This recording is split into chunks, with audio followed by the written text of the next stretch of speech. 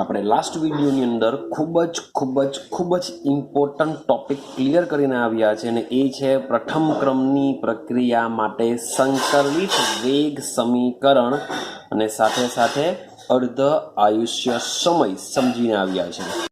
તો આજે આપણે એ જ પ્રથમ ક્રમની પ્રક્રિયા માટેના સંકલિત વેગ સમીકરણનું જે સૂત્ર છે એ સૂત્રનો ઉપયોગ કરીને આપણે એક્ઝામ્પલ સમજવાનો પ્રયત્ન કરીએ. અને મેં તમને કીધું છે કે આ શૂન્ય ક્રમ અને પ્રથમ ક્રમની પ્રક્રિયાના જે સંકલિત વેગ સમીકરણ છે, જે અર્ધ આયુષ્યનું જે સૂત્ર છે, જે તમને દાખલા ગણવા માટે ખૂબ જ ઇમ્પોર્ટન્ટ રહેશે. કારણ કે 3 થી 4 ટાઈપના દાખલા હોય છે આ ચેપ્ટરમાં અને મોટે ભાગે 90% કિસ્સામાં દાખલા પૂછાવાનો ચાન્સ વધારે હોય છે. ક્લિયર છે? થિયરી માત્ર 3 જ તમને આપા, 3 જ, 4 બી નહીં આપા, માત્ર 3. શૂન્ય ક્રમ, પ્રથમ ક્રમ અને એક બીજી છે. તો માત્ર 3 જ થિયરી હું તમને આપા ને 3 થિયરી તમારે કરવાની છે અને સાથે સાથે જે પણ એક્ઝામ્પલ છે એ એક્ઝામ્પલ તમારે શું કરવાના છે? ક્લિયર કરવાના હોય છે. તો સમજો કોયડો નંબર 4.7 સમજવાનો પ્રયત્ન કરીએ. શું છે? તમને આપી દીધેલું છે કે એક પ્રથમ ક્રમની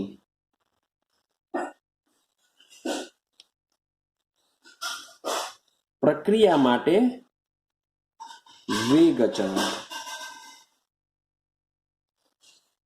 k is equal to 5.5 into 10⁻⁻14 second inverse જણાયો છે.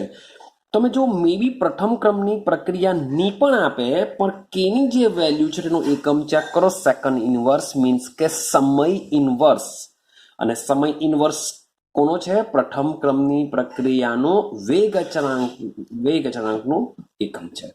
માટે કેના એકમ પરથી પણ કયા ક્રમની પ્રક્રિયા છે એ આપણે કહી શકીએ છીએ. રેડી છે? ચાલો. અને પૂછ્યું છે પ્રક્રિયાનો અર્ધ આયુષ્ય સમય શોધો. તો ભાઈ કઈ ધાર મારવાની નથી આમાં. મીન્સ કે કે આપેલો છે અને અર્ધ આયુષ્ય સમય પૂછેલો છે. તો આ બધી વસ્તુ એમસીક્યુમાં નીકળતી હોય છે. ક્લિયર? ચાલો. કેમ? કારણ કે સૂત્ર શું છે? હા, તમે લખી શકો છો અહીંયા. સૌથી પહેલા પ્રથમ ક્રમની પ્રક્રિયા માટે T1/2 is equal to 0.693/k. યાદ કરો, આ સૂત્ર આપણે શોધીને આવ્યા છે. તો આ સૂત્ર બધા યાદ રહેવા જ જોઈએ, તો જ તમને પ્રોફિટ થશે. ચાલો. તો T1/2 is equal to 0.693/k. કેની વેલ્યુ છે 5.5 into 10⁻⁻14. ક્લિયર છે?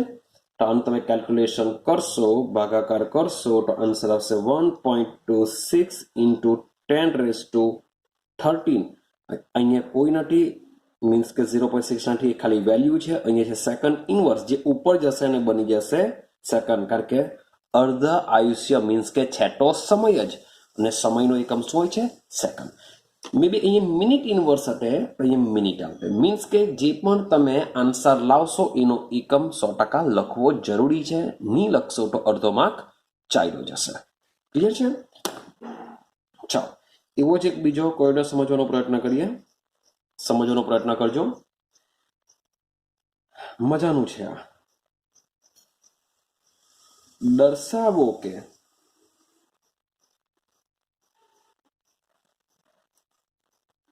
પ્રથમ ક્રમની પ્રક્રિયામાં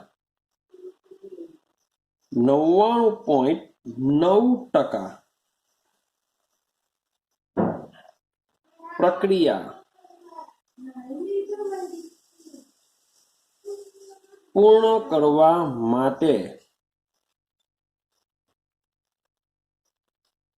જરૂરી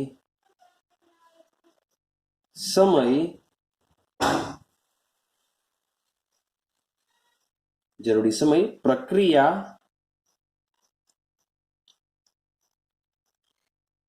અર્ધ આયુષ્ય ના 10 ગણો છે. આવું કંઈક આપણે સાબિત કરવાનું છે કે પ્રથમ ક્રમની પ્રક્રિયા ભાઈ 99.99% પ્રક્રિયા પૂર્ણ કરવા માટેનો જરૂરી સમય પ્રક્રિયાના જે અર્ધ આયુષ્ય સમય છે તેના કેટલા ગણો છે? 10 ગણો હોય છે એવું આપણે સાબિત કરવાનું છે. તો શું કરીશું? તો સમજો. તો અહીંયા શરૂઆત કરી દઈએ. જો મોટે ભાગે તો 99.99% આપેલું છે, એનો મતલબ શું થશે કે શરૂઆતમાં લખી શકીએ કે શરૂઆતમાં જો પ્રક્રિયક 100% હોય તેમાંથી 99.99% વપરાઈ જાય છે, તો બાકી કેટલો રહ્યો હશે આના ઉપરથી પણ આપણે કેલ્ક્યુલેશન કરી શકીએ છીએ. પણ તે છતાં બી એક બીજી સિસ્ટમ આપણે વાપરીએ. સમજો કે જ્યારે પ્રક્રિયા 99.99% કેવી થઈ જાય છે?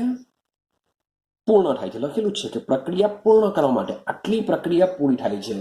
મીન્સ કે જે પ્રક્રિયક મેં 100% લીધેલો હશે તેમાંથી 99.99% જેટલો પ્રક્રિયક શું થઈ જાય છે? પૂર્ણ થઈ જાય છે. જો પૂર્ણ થાય ત્યારે માની લો કે મારી પાસે જે આર બચ્યો હશે, મીન્સ કે પ્રક્રિયક જો શરૂઆતની સાંદ્રતા હોય તો આપણે એને R0 કહીએ. પણ હવે 99.99% પ્રક્રિયા પૂર્ણ થઈ જાય છે, માટે આપણે એને શું કહેશું? આર કહેશું. તો બાકી કેટલું રહ્યું હશે? તો બાકી રહ્યું હશે મીન્સ કે R0 માંથી હું શું બાદ કરી દેવા? 99.99 સોરી ફોર ધેટ. અહીંયા આપણે જોઈએ કે 99.9% જેટલો પ્રક્રિયા પૂર્ણ થઈ ગયો છે. ક્લિયર છે? તો આપણે એને 100 માંથી શું કરવું પડશે? બાદબાકી કરી દઈએ. તો 100 માંથી બાદબાકી કરતા મારી પાસે જે પણ રહ્યો હશે તે અહીંયા વેલ્યુ આવશે એની કે આટલો હવે શું થયો? બાકી રહ્યો. ક્લિયર છે?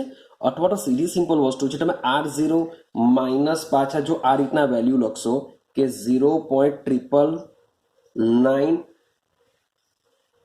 R0 આ રીતના મીન્સ કે તમે વેલ્યુ લખવાનો પ્રયત્ન કરશો તો એના કરતાં બેટર છે કે 100 માંથી સીધું બાદ કરશો એટલે તમને R જ સીધો મળી જશે. અહીંયા કે 100 માઇનસ 99.99 વોટ એવર મીન્સ કે તમારી વેલ્યુ 0.99 સમથિંગ આવતી હશે. આ જે વેલ્યુ છે તે જ બેઠી તમારી આરની વેલ્યુ બની જશે. પણ તે છતાં બી આપણે આ રીતના આપણે રાખીએ છીએ કે શરૂઆતમાં R0 હશે, 99.99% પ્રક્રિયા પૂર્ણ થઈ જાય છે, માટે આને આપણે 100 માંથી બાદ કરીશું તો આન્સર આવશે 0.999 R0. એટલે કે હવે R આટલો બાકી રહ્યો હશે એનો મતલબ એમ થાય કે શરૂઆતમાંથી આટલો વપરાઈ ગયો છે તો આટલો R હવે બાકી રહેશે એનો મતલબ એમ થાય. માટે આપણે વેગ અચળાંક કીનું સૂત્ર મૂકીએ K is equal to 2.303 by T log R0 by R. આ સૂત્ર છે, યાદ રાખવાનું છે આપણે આ સૂત્ર, કારણ કે એના પરથી જ મોટે ભાગે દાખલા હોય છે. ચલો તો જઈએ આપણે અગાડી. 2.303 ક્લિયર છે? ટી જેમ છે તેમ મૂકી દઈએ. log ભાઈ R0 જેમ છે તેમ. હવે R ની જગ્યા શું મૂકીશું આપણે? R0 minus 0.999 R0. હવે તમે એક વસ્તુ સમજો કે અહીંયાથી માની લો કે હું R0 કોમન કાઢા તો થવાનું શું? R0 જો કોમન કાઢું તો 1 માઇનસ 0.999 રેડી. ઉપર સાથે નીચે સાથે R0 શું થઈ જશે? કેન્સલ થઈ જશે. રેડી. તો શું થશે? 2.303 by T 2.303 by T log. હવે મેં તમને કીધું તેમ ચાલો કરી લઈએ આપણે એક સ્ટેપ વધારે.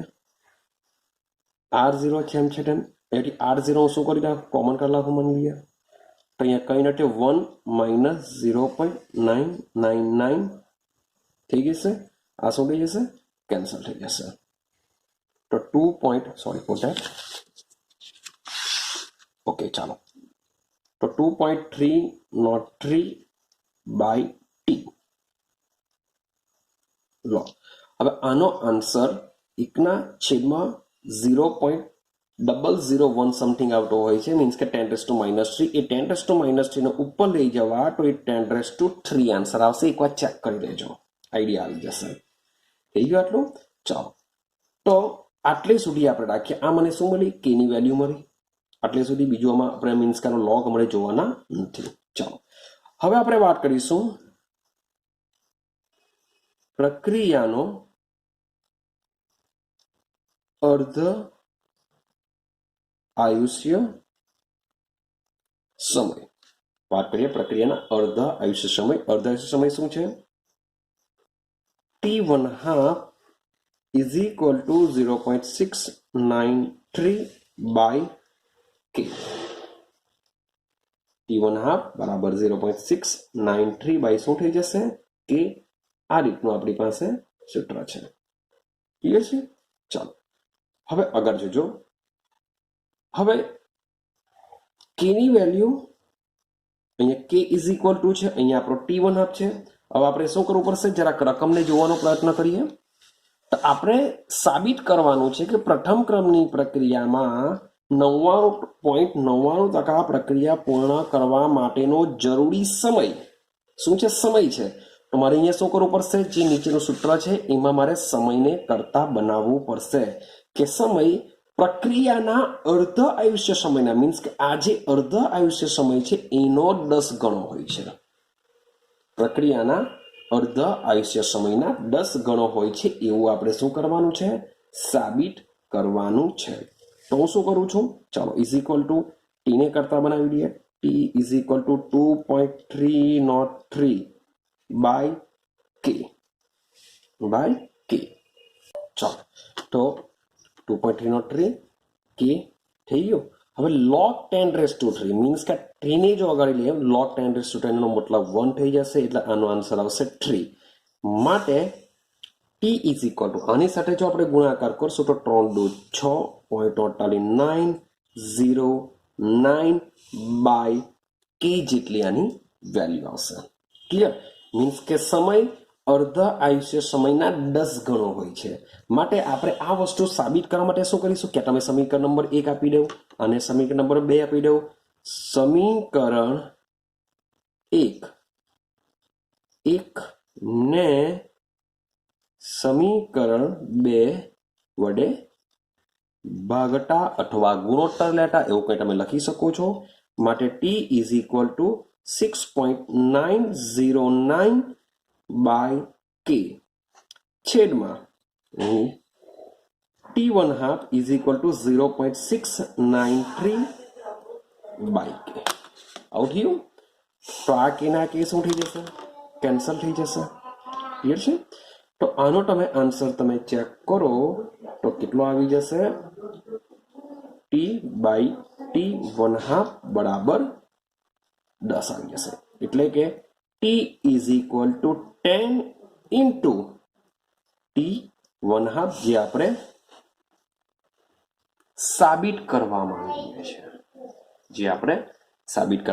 છીએ. તો આ રીતના આપણે સાબિત કરી શકીએ છીએ. હવે આ વસ્તુ મીન્સ કે તમને આઈડિયા નહીં આવતી હોય તો મેં તમને શરૂઆતમાં છે તો તમારે શું કરવાનું છે? તો શરૂઆતમાં અહીંયા તમને સમજાવું છું. શરૂઆતમાં શું કરો? ધારી લેવું કે ધારો કે પ્રક્રિયકની શરૂઆતની સાંદ્રતા R0 બરાબર 100 છે. કારણ કે ટકામાં આપેલું છે ત્યારે આપણે શું કરીશું? શરૂઆતની સાંદ્રતા 100 છે. આથી 99.99% પ્રક્રિયા પૂર્ણ થાય ત્યારે સાંદ્રતા આર બરાબર શું થશે? 100 માંથી આપણે 99.9% બાદ કરી દેશું. 100 માંથી 99.9% બાદ કરી દેશું, જેથી મને આન્સર મળશે 0.1. હવે આ સૂત્રની અંદર તમે આ જે સૂત્ર છે એ સૂત્રમાં શું કરો? ચાલો R0 ની જગ્યાએ 100 મૂકી દેવ, R ની જગ્યા 0.1 મૂકી દેવ, તો તમે આને તમે ઉપર લઈ જાઓ તો એ ઓલરેડી સીધો અહીંયા આવી જશે 10⁻3. એનો મતલબ 10⁻3 થઈ જશે. મીન્સ કે આ વસ્તુ ખબર નહીં પડતી હોય તો તમે આ વસ્તુ કરી દેશો તો પણ ઇઝીલી સોલ્વ થઈ જશે. મીન્સ કે તમારી પાસે બંને સિસ્ટમ છે. આ સિસ્ટમ બી સેમ આ જ વસ્તુ કેમ આવે છે ને આ બી આ જ વસ્તુ છે. તો તમારે જે રીતનો ઉપયોગ કરવો હોય તે રીતના ઉપયોગ કરી શકો છો. ક્લિયર છે? તો બહુ મજાનો છે. મીન્સ કે આવા ક્વેશ્ચન પણ તમને બોર્ડમાં 3 માર્ક્સની અંદર પૂછાઈ શકે છે. તો આના માટે બી તૈયારી રાખવી પડશે. તો આ હતું આપણું સંકલિત વેગ સમીકરણ પ્રથમ ક્રમની પ્રક્રિયા માટેનું. હવે જરાક બંનેને જરાક રિવ્યુ કરીએ, બંનેને જરાક સમજવાનો પ્રયત્ન કરીએ કે બંનેમાં શું ડિફરન્સિએશન છે, શું સિમિલારિટી છે, જોઈએ. ચાલો અહીંયા આપણે દર્શાવીએ છીએ પ્રક્રિયાનો ક્રમ. રેડી છે? પ્રક્રિયાનો ક્રમ. ચાલો હવે આપણે અહીંયા પ્રક્રિયા લઈ લેશું કે કઈ રિએક્શન મીન્સ કે થશે એ પ્રક્રિયા લઈ લઈએ. ચાલો પછી લઈ લેશું આપણે વિકલનીય વેગ નિયમ અથવા તો સમીકરણ. ત્યાર પછી બાજુમાં લેશું સંકલિત વેગ સમીકરણ. આ એકચ્યુઅલી આજે તમને હું જે સમજાવવા માંગુ છું એ માત્ર એવું સમજો રિવિઝન થાય છે. શું થાય છે? રિવિઝન. ચાલો આપણે સીધી રેખા આલેખ જોશું અને સાથે સાથે કેના એકમો જોવાનો પ્રયત્ન કરીએ, બંનેને સરખાવવાનો પ્રયત્ન કરીએ. ચાલો સૌથી પહેલા વાત કરીએ શૂન્ય ક્રમની પ્રક્રિયા. તો શૂન્ય ક્રમની પ્રક્રિયા માટે આપણે લીધેલી હતી R it gives P. તો ભાઈ પ્રથમ ક્રમની પ્રક્રિયા માટે પણ સેમ આ જ રિએક્શન લીધી હતી આપણે R it gives P. તો બંને માટે તો સેમ હતું. ક્લિયર છે? હવે પ્રથમ શૂન્ય ક્રમની પ્રક્રિયા હોય તો એને વિકલનીય વેગ નિયમ તરીકે કેવી રીતે દર્શાવી શકાય? તો સમજો dr by dt. હા કે ના? ઇઝ ઇક્વલ ટુ માઇનસ કે, કારણ કે શૂન્ય ક્રમની છે એના માટે વિકલનીય વેગ છે એટલે આપણે શૂન્ય મૂકીએ એટલે 1 થઈ જાય. તો હા કે ના? આમાં શું થશે? dr by dt is equal two minus k into R, કારણ કે પ્રક્રિયક ઉપર આપણે 1 મૂકીશું માટે અહીંયા બેઠો આર હશે. ચાલો હવે સંકલિત વેગ સમીકરણમાં શું થવાનું? તો યાદ કરો k is equal to r0 minus r by t. યાદ રાખવાનું છે સૂત્ર, ઇમ્પોર્ટન્ટ છે. k is equal to r0 minus r by t. યાદ કરો, હમણાં જ્યાં લખીને આવી ગયા કે આના માટે શું થશે? k is equal to 2.303 by t log r0 by r. Clear થાય છે? જે આપણે હમણાં જ સૂત્રનો ઉપયોગ કરીને આવ્યા. ચાલો હવે સીધી રેખાનું શૂન્ય ક્રમની પ્રક્રિયામાં આપણે આલેખ કોના વર્સિસ ખાનો દોરીએ છીએ? તો સાંદ્રતા r વિરુદ્ધ t નો આલેખ દોરીએ છીએ. શું દોરીએ છીએ? r વિરુદ્ધ t નો આલેખ દોરીએ છીએ. જ્યારે આમાં શું કરીએ છીએ? આપણે lnr નો ઉપયોગ કરીએ છીએ. lnr વિરુદ્ધ t નો આલેખ દોરીએ છીએ. મેં તમને કીધેલું છે કે શૂન્ય ક્રમની પ્રોસેસમાં એક આલેખ આવે છે, પેલામાં બીજા 2 આલેખ આવે છે. બધામાં ઢારની વેલ્યુ, આંતરછેદ, બધી વસ્તુ તમારે શું કરવાનું છે? યાદ રાખવાનું હોય છે. ચાલો શૂન્ય ક્રમની પ્રક્રિયા માટે k નો એકમ શું હોય છે? સાંદ્રતાના છેદમાં સમય હોય છે. જ્યારે પ્રથમ ક્રમની પ્રોસેસ માટે સમય ઇન્વર્સ k નો એકમ હોય છે. સાથે સાથે અર્ધ આયુષ્ય સમયની વાત કરીએ. અહીંયા હું લખી દઉં છું કે અર્ધ આયુષ્ય સમયનું સૂત્ર શું થાય? તો અર્ધ આયુષ્ય સમય t1 નું સૂત્ર શું થશે? તો શૂન્ય ક્રમ માટે r0 બાય 2k થશે. યાદ રાખજો, આ r0 બાય 2k થઈ જશે. જ્યારે પ્રથમ ક્રમની પ્રોસેસ માટે 0.693 બાય k. જે બધી જ વસ્તુ આપણે 2 થિયરીમાં જોઈને આવ્યા છે તેનું સીધું સિમ્પલ આપણે એક કોષ્ટક દ્વારા લખવાનો પ્રયત્ન કર્યો છે. ક્લિયર છે? હા કે ના? ચાલો તો અહીંયા સુધી આપણી પ્રથમ ક્રમની પ્રક્રિયા હતી. હવે આપણે એક મજાની રિએક્શન સમજવાનો પ્રયત્ન કરીએ. એ છે આપણી આભાસી પ્રથમ ક્રમની પ્રક્રિયા. ચાલો, તો આજનો આપણો ટોપિક છે. આજે મીન્સ કે આ લાસ્ટ ટોપિક છે, મીન્સ કે વિડીયો થોડોક નાનો જ બનાવવાનો છું. તો સમજો, આભાસી પ્રથમ ક્રમની પ્રક્રિયા શું છે, કોને કહેવાશે આભાસી પ્રથમ ક્રમની પ્રક્રિયા. ક્લિયર છે? તો શોર્ટ એન્ડ સિમ્પલ સમજાવવાનો પ્રયત્ન કરા, બરાબર દિમાગમાં ફિટ કરજો. તો કેટલીક વખત શું થશે, કેટલીક વખત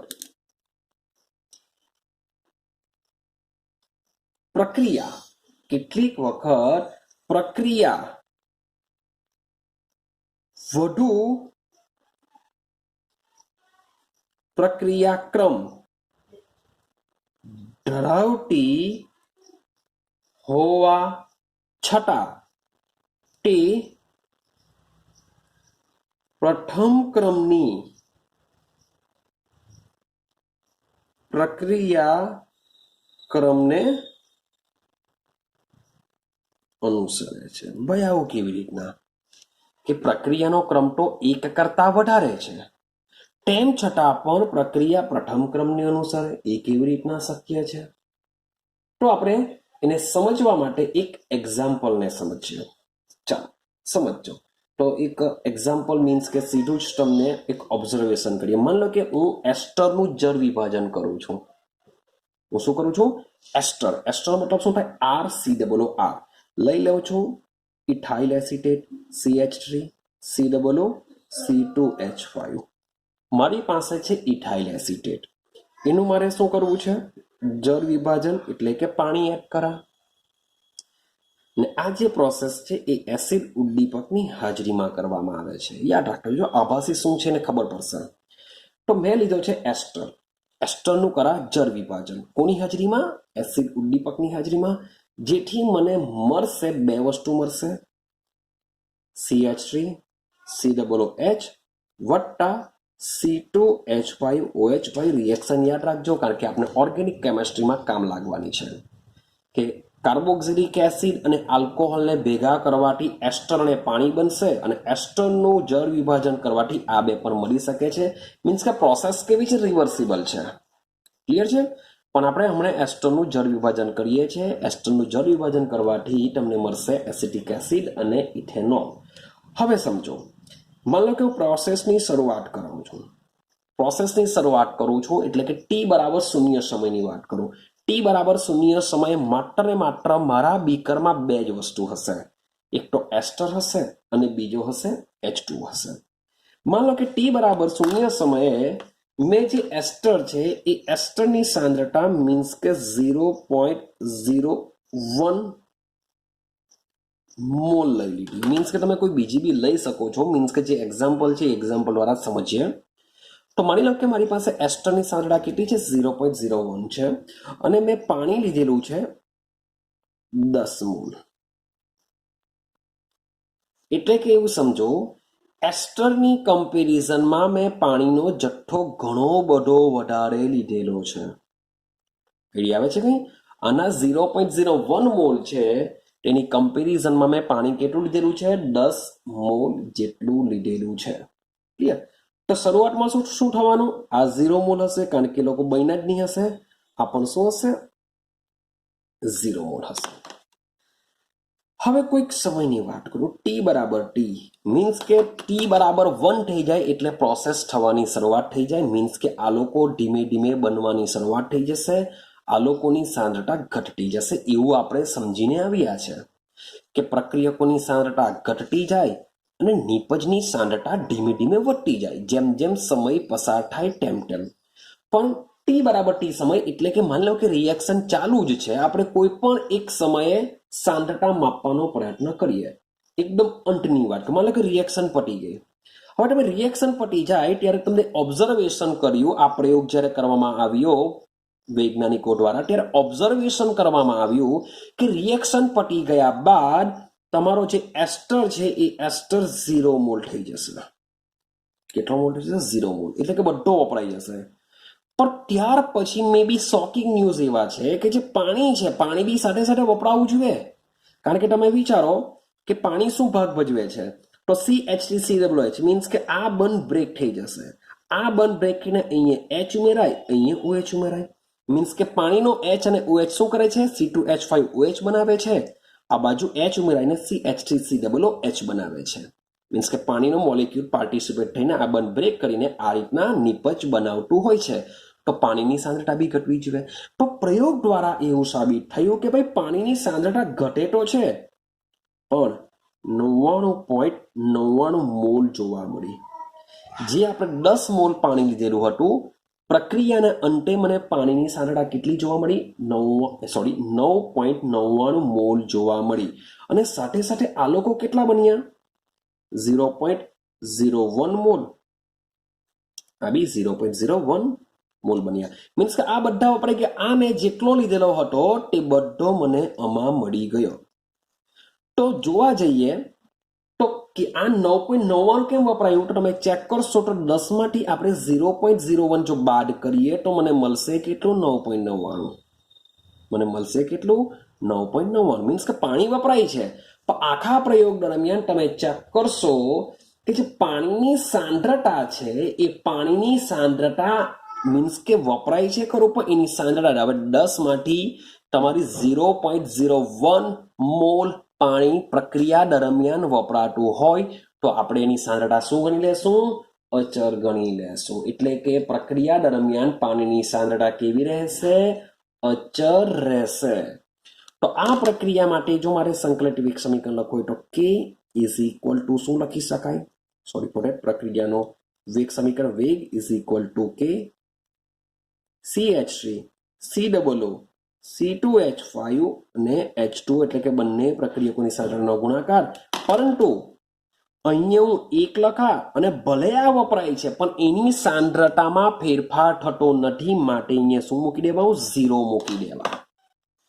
માટે અહીં જે પ્રક્રિયાનો વેગ છે એ પ્રક્રિયાનો વેગ માત્ર ને માત્ર CH3COO C2H5 ની સાંદ્રતા ઉપર જ આધાર રાખે છે. માટે આ પ્રક્રિયા પ્રથમ ક્રમની બને છે. એકચ્યુઅલી H2 વપરાય તો છે પણ એની સાંદ્રતા પ્રક્રિયા દરમિયાન ખૂબ જ ઓછો ફેરફાર અનુભવે છે. માટે આ પ્રક્રિયાને કહેવામાં આવે છે આભાસી. શું કહેવામાં આવે છે? આભાસી પ્રથમ ક્રમની પ્રક્રિયા કહેવામાં આવે છે. આભાસી પ્રથમ ક્રમની પ્રક્રિયા. કારણ કે પ્રક્રિયા દરમિયાન પાણીની સાંદ્રતામાં થતો ફેરફાર ખૂબ જ ઓછો હોય છે. હું એવું નથી કહેતો કે પ્રક્રિયા દરમિયાન પાણી વપરાતું નથી. પ્રક્રિયા દરમિયાન પાણી શું થાય છે? વપરાય છે, પરંતુ ખૂબ જ ઓછું વપરાય છે. માટે આવી પ્રક્રિયાઓ કે જેમાં એક પ્રક્રિયકની સાંદ્રતામાં ખૂબ જ ઓછો ફેરફાર થાય, તો આવી પ્રક્રિયામાં જે બીજો પ્રક્રિયક હશે તેની સાંદ્રતાઓ પર જ પ્રક્રિયાનો વેગ આધાર રાખતો હોય છે. માટે આવી પ્રક્રિયાને કહેવામાં આવે છે આભાસી પ્રથમ ક્રમની પ્રક્રિયા. આઈડિયા આવે છે કઈ?